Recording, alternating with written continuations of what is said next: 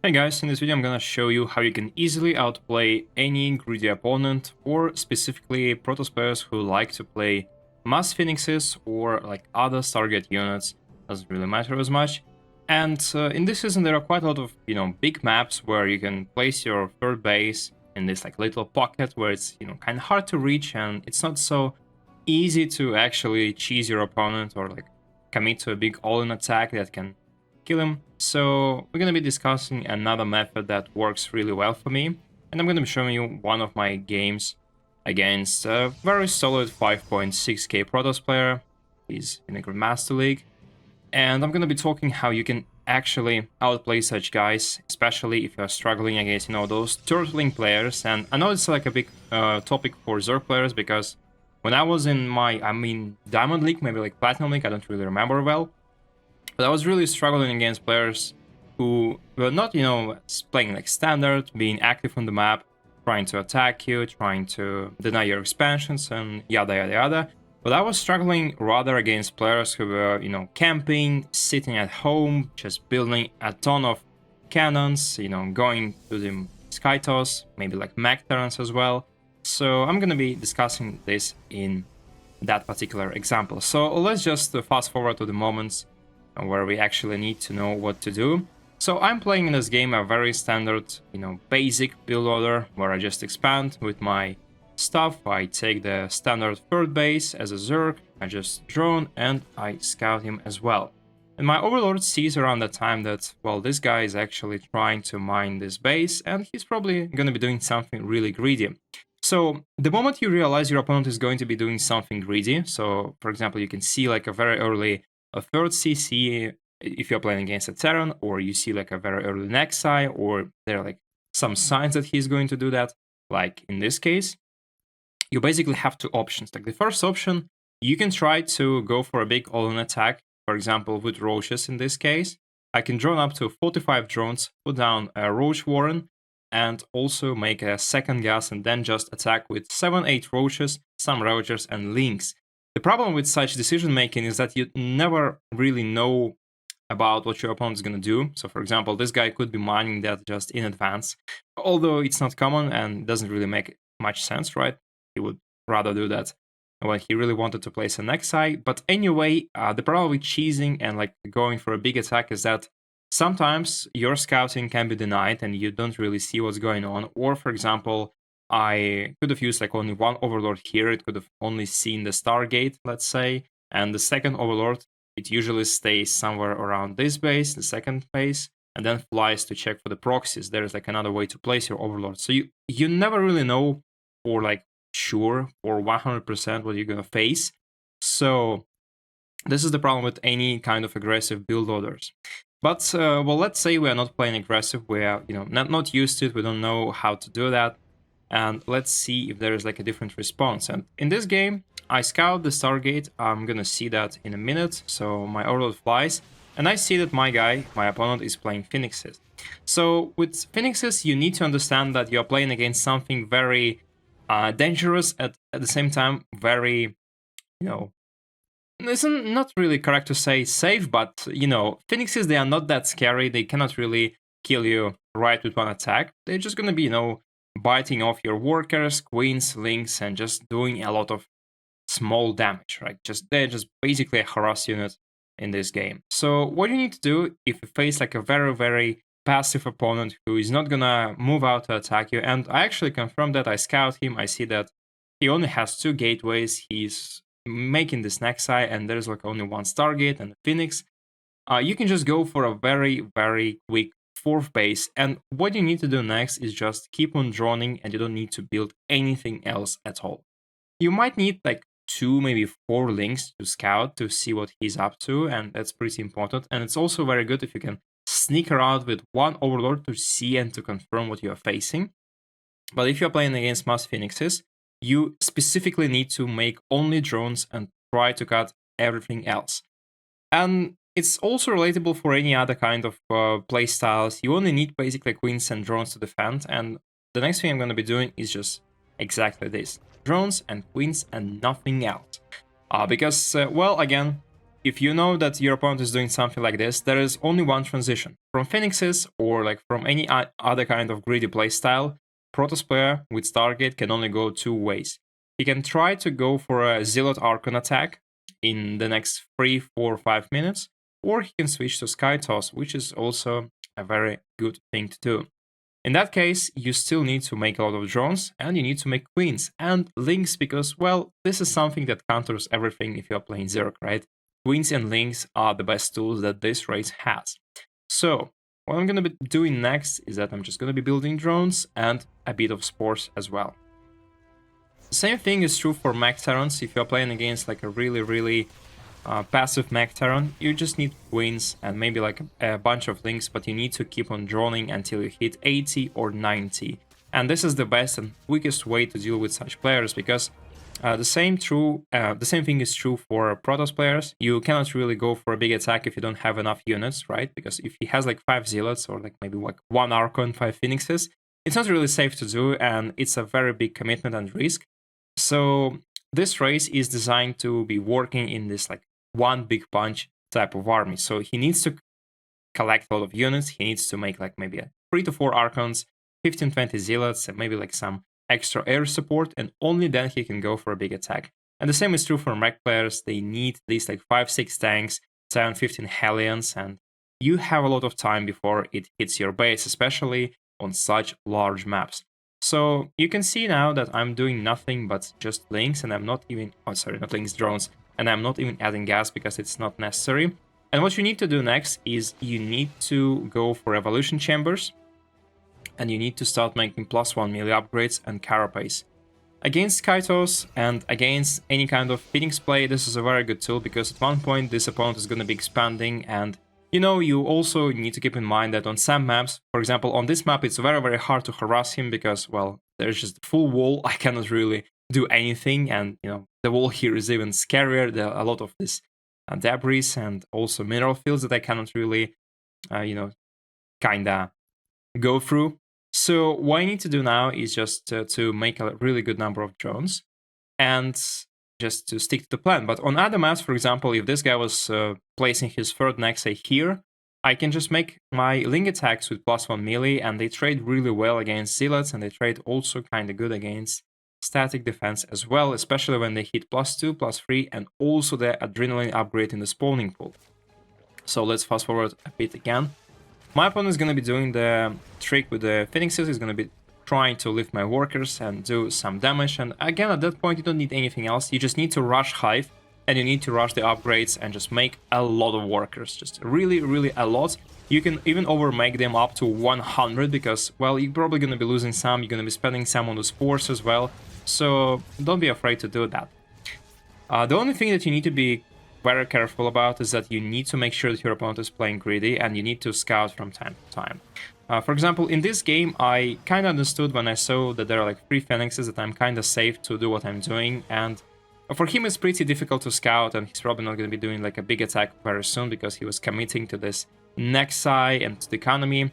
And the thing about the Zerg race, you cannot really outproduce Zerg players at all. Like even if you're playing very greedy as a Terran player or as a Protoss player, there is no way you can overrun Zerg economy like this. Yeah, because you can see now, the moment I realized that this guy is playing something greedy, I just kept on making workers, and now I have 80 on 4 bases. He has only 65, and I also have like a bunch of spores here, some queens here, spores there, I think, and yeah, pretty much on every base, and I will be adding them with time to protect myself from Phoenixes. And also the Ordos, they just, they keep at this base. I just try to place them in one location, maybe like around spores, and just keep on doing the same thing. And also spreading creep because you can't do anything about the creep. So at that point, you need to be careful not to die from a random Twilight Council attack. But as you can see, if your opponent is playing greedy like my guy is, he doesn't have anything but the Stargate, and the scariest thing that can come are the Void Rays. But again, since you are building queens, and I have quite a lot of them, I think. Yeah, I have 7. You can actually have more, and I was like even greedier than I supposed to be, but still. The only scary thing is Void Rays and those flying stuff that can come out of the Stargate, right? The carriers. So you can just defend with queens and spores, so that's easy. And after that, the best way to play is maybe like to make a bit of infestors. They are pretty good against Phoenixes as well. If you manage to hit the fungals at base, but just make sure not to go out on the map with them because they are very vulnerable to Phoenixes.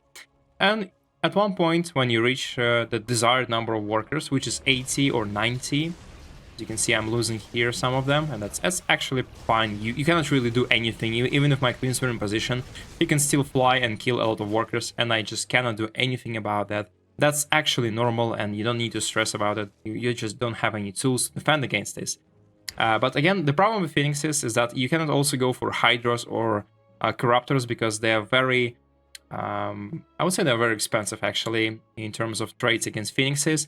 And you need to have a really large number. And you can see that my opponent is actually preparing for that specific approach that he thinks I'm gonna take, right? Because he's going for the +1 melee upgrades. He's not making any like carriers or stuff because he's going for this ground transition. And this ground transition is very painful for Zerg players because, again, I had to spend a lot of money on the Spore Claws.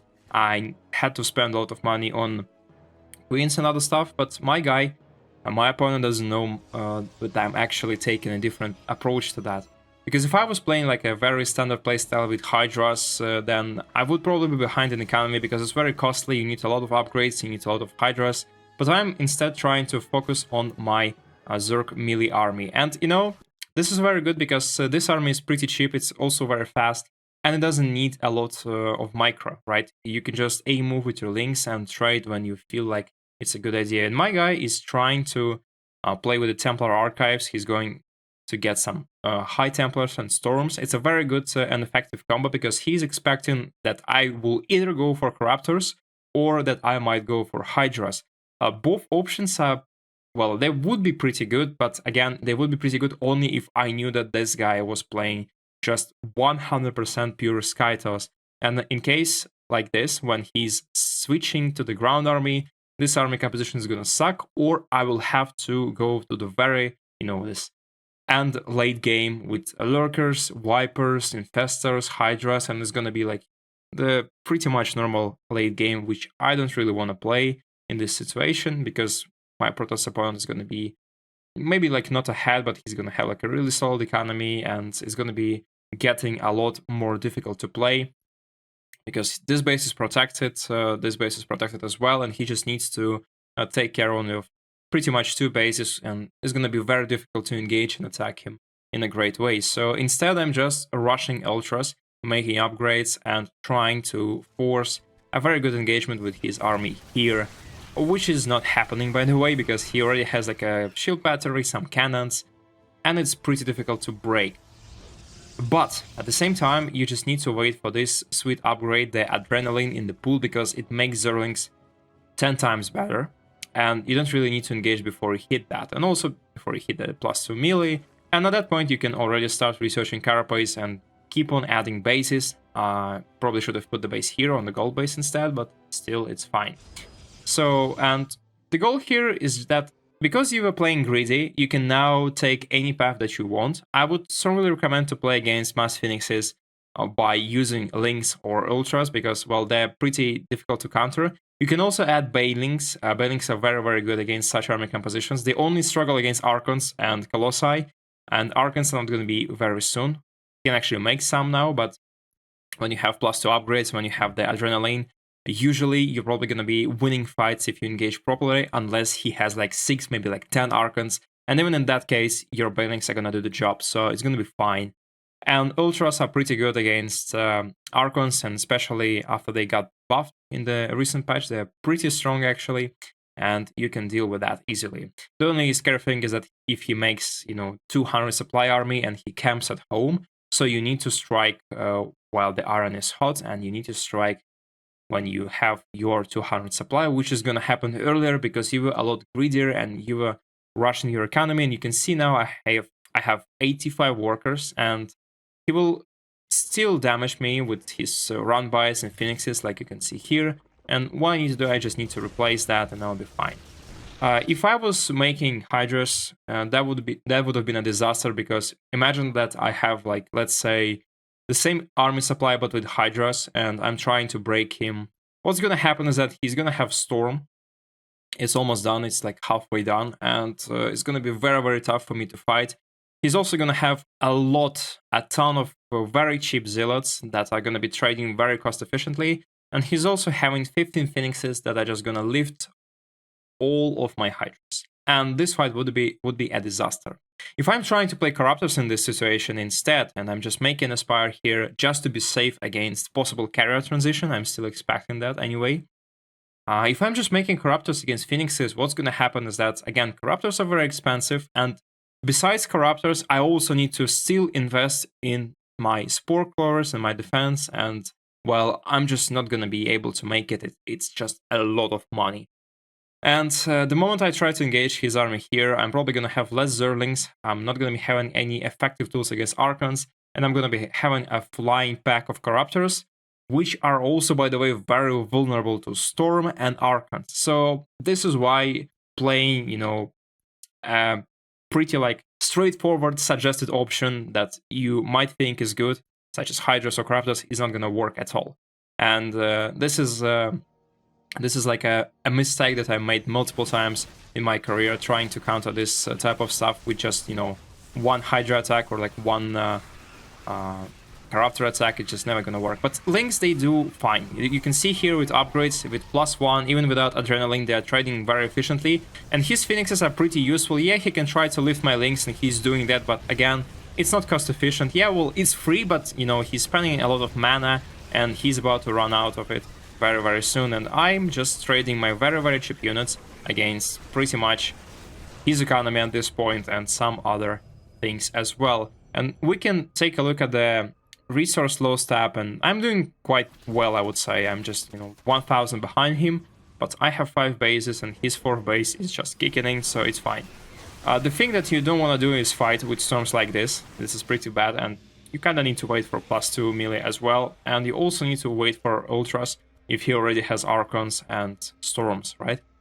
It's still possible to fight against a small quantity of Archons, like 2, maybe like even 3 when you have your upgrades, but I would say it's very risky and you probably shouldn't do that, but you should instead aim for run-bys, and as you can see here, I managed to sneak in some Zerlings and it's actually fine, yeah, but he already has cannons here, he was probably expecting drops. Drops is also another thing that you can do. Despite him having Phoenixes, you can still drop because it's, you know, kind of hard to control the whole map at the same time. So this is also a very good option, but I decided not to for some reason. Maybe because I was slow, maybe just because I wanted to demonstrate you a playstyle that's, you know, kind of easy to execute. And as you can see, I'm doing nothing but my economy, a little bit of creep spread, and you can see my creep spread is actually pretty bad, I would say. But still, I just make Ultras and Links, and the next addition that would be good is Banelings, but I kind of forgot about them as well. And you can see here, we have pretty much the same army supply. He also could have had some, maybe like Void Race instead of Phoenixes, it would have been fine. But the problem with this army composition and with this playstyle is that it's pretty hard to counter that without Immortals, or without a large stack of Void Rays, and they are also very expensive. They take a lot of gas, they take a lot of time to produce, and he also needs to invest into his cannons. So you have like this timing window, like maybe like 3 minutes when you can attack, and you're gonna be trading way more efficiently than he does. And you can see it here, my opponent, he just cannot use his Phoenixes. He can try to harass me maybe instead, and he's just trying to fight Ultras, which is not gonna work out here as well as he wants to. And even if he goes for Void Rays or Carriers, the problem with Carriers and Void Rays is that Ultras are gonna have very good armor at this point. I'm gonna have +2 armor very soon, and I'm gonna have the Ultra upgrade for armor, so Carrier's not gonna be doing as much damage as he probably wants to, and at this point your goal is to try to maximize your damage and try to kill him while you still can, because, well, if you cannot overtake his bases at this time, you'll have to transition and you'll have to make upgrades for your flying units, which, by the way, you can also do simultaneously. You can add the second spire and start making upgrades just in case if he transitions to full Skytoss and at one moment you're not going to be able to break him. And, well, even if it does, if it does happen and you cannot break him, that's fine. You're probably going to have a lot of upgrades. You will just switch to Corruptors, you're just going to be adding Spores, and it's not going to be a big of a deal for you, right?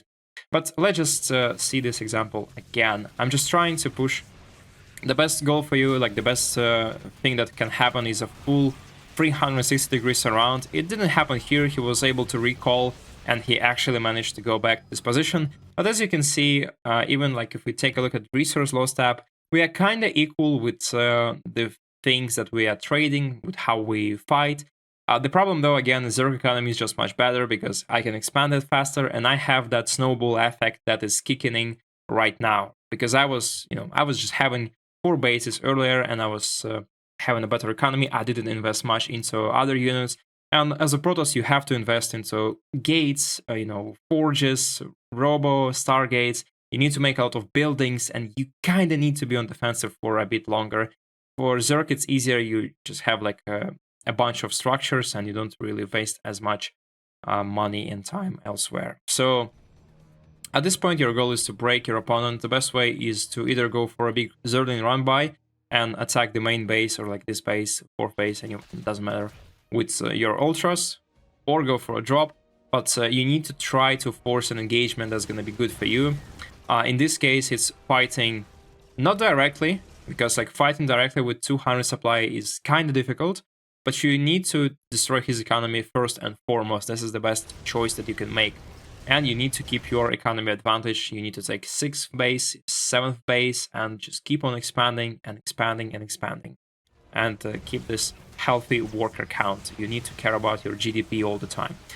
So at one point, when you have decent upgrades like I have here, you can also have like better upgrades if you put evolution chambers a bit earlier, but I was a bit indecisive in this game. You can just engage in a straightforward fight. Make sure that your ultras are actually tanking the damage. It's super crucial for Archons especially, because your links, they are actually doing more damage than ultras here, but you need to make sure they're not dying to this splash damage. So make sure that you are trying to circumvent those stack of units, maybe like try to run from behind here, try to attack the economy, and also go for a run by on the natural first base, maybe like drop here somewhere. It's also going to be working really well. And just go for this fight, and you can see this swarm effect, as I like to call that. Even though like he has like I would say like a proper army, has like a good defense, a battery overcharge, still doesn't have enough, and it's pretty difficult to counter. And it might seem like I lost that fight, and indeed you can see like the resource loss tab isn't that great actually, and well, maybe not until this moment, but still. The point here is that I can trade like this for a lot of time, for so many engagements more, and that's the point. You basically just try to keep his economy in check, and you try to not let him max out on any army that you're scared of. So, and you can see like my opponent just doesn't have any money to rebuild his army, and I do have, because of how I play this game, because I cut some corners, I wasn't doing something bad, and I was also taking a lot of attention to my economy. I was just like paying a lot of attention to my economy, trying to do the best economy build order. So it works really well, and you can see like the second attack now, I think he doesn't have as much to do, doesn't have a lot of units, and he's trying like to do his best. Like you can see he doesn't have like any bank at all. He's trying to prepare for this stuff, and it doesn't really work as well. And same is true for Void Race. The problem with Void Race, you can actually kill ultras pretty fast with Void Race, especially when you have like 6 or maybe 8 of them. But they don't do really well against Links. And if you manage to get rid of Archons, then Links are going to be doing the rest of the job, and Void Race are going to be useless. And in this case, you can see like even if you had like maybe like 6 or 7 Void Race, you just need to break in to his natural, to his third base. And on this map, it's kind of difficult, but on other maps in the map pool, on like more open maps, it's actually a lot easier. So this is like a very exotic, difficult example when such strategy still works, by the way, which is important. And yeah, you can keep attacking like this. So you can also add Banelings for a better effect, because if Banelings manage to hit the mineral line or just hit the majority of his units, you're probably going to win even faster. And Banelings are pretty good in this.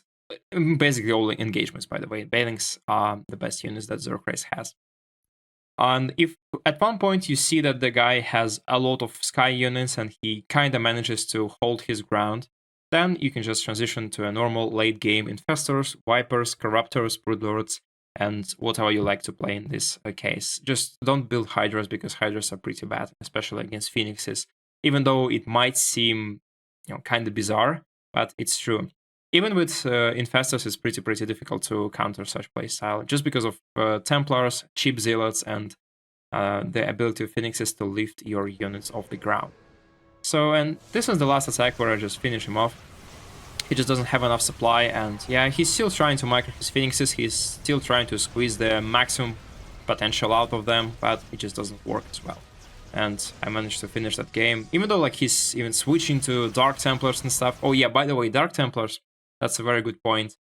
This is probably the only thing that can counter your stuff, but you can just make maybe like 10-15 Overseers in advance and just go with like a straight face into this engagement, because it's still gonna take some time to kill this Overseers, and you are probably gonna be able to get rid of Dark Templars before it's too late. Or even if it's too late, you can still, just do some extra damage, kill the economy, kill some buildings, and then just back off. And it's still gonna be fine, because Dark Templars, they're pretty expensive, so I would say this is not the best choice, but yeah, that's a good trick that can work once or twice maybe, but probably not gonna work for more than once. And yeah, this is how this game ends, and I think this is a very good way to deal with very greedy Protoss players who try to go for a very early third base, or who try to skip a lot of fighting units, and who try to build like a Air-Toss, Skytoss army. And I'm gonna be covering Skytoss maybe like a bit more in the next guides, but if you have any questions, feel free to ask, and I'll help you with all of this stuff. And make sure to check out my other videos, and thanks for watching, have a good day, and see you next time.